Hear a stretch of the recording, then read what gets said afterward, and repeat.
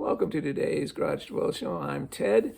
Thank you for being with us today. And I am kind of rocking the old car guy scruffy look, but I'm wearing a new Mopar hat. That is the newer version of it from last week. You see this one's more black and white, although at the very top there's Dodge is in red, so they're kind of showing a connection to older Mopar products and caps and things of that nature. Today, we're going to be looking at Proverbs chapter 5. In this series, we've been looking at wisdom. And the very first thing we found out in this series is it's all about wisdom, but wisdom is all about right use of knowledge. So that's how you can define wisdom, the right use of knowledge. The funny thing here is that we can have knowledge and completely lack wisdom. Knowledge without wisdom is a scary thing that'll bring pain and problems in our lives. And Solomon is trying to help us avoid that. Chapter 5 is all about living a disciplined life, but the area he focuses on here is the area of our sexual lives.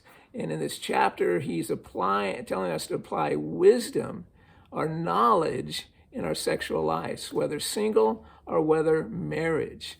While this chapter speaks mainly to our sexual lives, it applies to every area of our life, a disciplined life.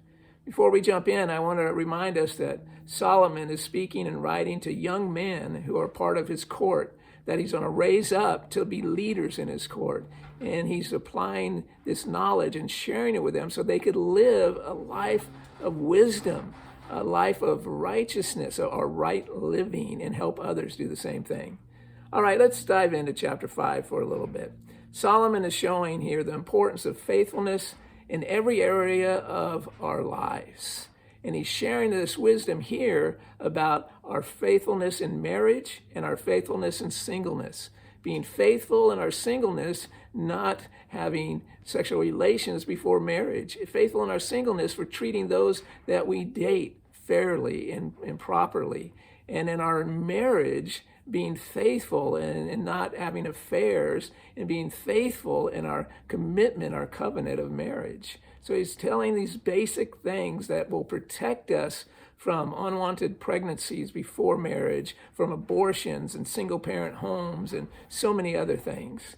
He's also telling us to be faithful to our spouses in our marriages, protecting our marriage union so that we don't have affairs that'll bring ghosting, or in our singleness, a bunch of times that we've had sexual relations before marriage, that ghosting and those images come up in our minds at times. The good news is that as we come to Jesus and ask for forgiveness, those things will disappear. He'll heal them, and those ghosting things won't be there.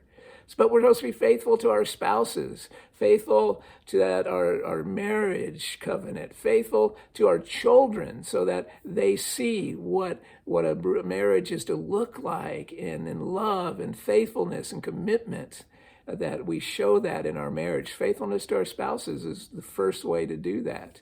Faithfulness in all we do. We find that faithfulness applies to our work life, our commitments, our faith, our service, our worship, and more.